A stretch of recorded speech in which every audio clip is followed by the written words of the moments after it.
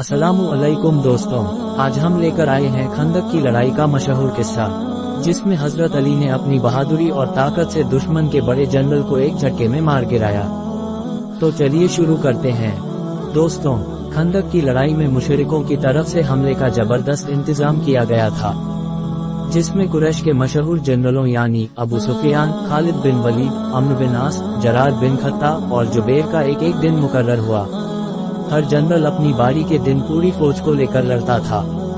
जो खाई मुसलमानों की तरफ से खोदी गई थी, उस खाई को दुश्मन पार नहीं कर सकते थे। लेकिन चूंकि खाई की चौड़ाई ज्यादा नहीं थी, इसलिए दुश्मन बाहर से पत्थर और तीर बरसाते रहते थे।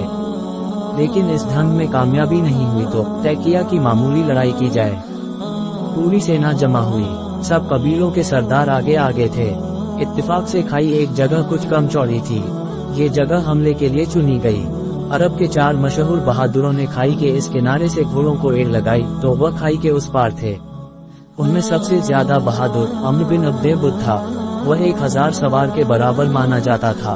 बद्र की लड़ाई में उसको चोट लगी और घायल हुआ था और कसम खाई थी कि जब तक मुसलमानों से बदला न लूंगा, बालों में तेल न डालूंगा। इस वक्त उसकी उम्र 80 साल की थी। फिर सबसे पहले वही आगे बढ़ा और अरब की रस्म के मुताबिक पुकारा कि कौन मुझसे लड़ने आता है। हजरत अली ने उठकर कहा कि मैं, लेकिन आप सल्लल्लाहु अलैहि वसल्लम ने रोका कि यह अम्र बिन अब्दे बुद है। हजरत अली बैठ गए, लेकिन अम्र की पुकार का और किसी और से जवाब नहीं आता था। अम्र ने दोबारा पुकारा और फिर सिर्फ वही हजरत अली की एक आवाज जवाब में थी। तीसरी बार जब आप सल्लल्लाहु अलैहि वसल्लम ने कहा कि यह अम्र है, तब हजरत अली ने कहा कि हाँ, मैं जानता हूँ कि यह अम्र है। तब आपने इजाजत दे दी। फिर आप सल्लल्लाहु अलैहि वसल्लम ने खुद अपने मुबारक हाथों से अमामा बांधा और तलवार दी। अम्र का कहना था कि कोई इस दुनिया में अगर मुझसे 3 बातें कहेगा तो एक जरूर मान लूंगा। हजरत अली ने उससे पूछा कि क्या सच में ये तेरा कौल है? उसने कहा, हाँ, यह मेरा कौल है। तो हजरत अली बोले, मैं कहता हूँ कि तू इस्लाम कबूल कर ले। अम्र ने कहा, यह नहीं हो सकता। हजरत अली ने दूसरी बात कही, अच्छा, फिर लड़ाई के मैदान से वापस चला जा। अम्र ने कहा, मैं कुरैश की औरतों के ताने नहीं सुन सकता। हजरत अली ने तीसरी बात कही, अच्छा, तो फिर मुझसे लड़। अम्र हंसा और हंसकर कहा, मुझे उम्मीद नहीं थी कि आसमान के नीचे कभी मुझसे ये बात कही जाएगी। हजरत अली पैदल थे, जो अम्र की शान के खिलाफ था कि पैदल दुश्मन से घोड़े पर सवार होकर लड़े।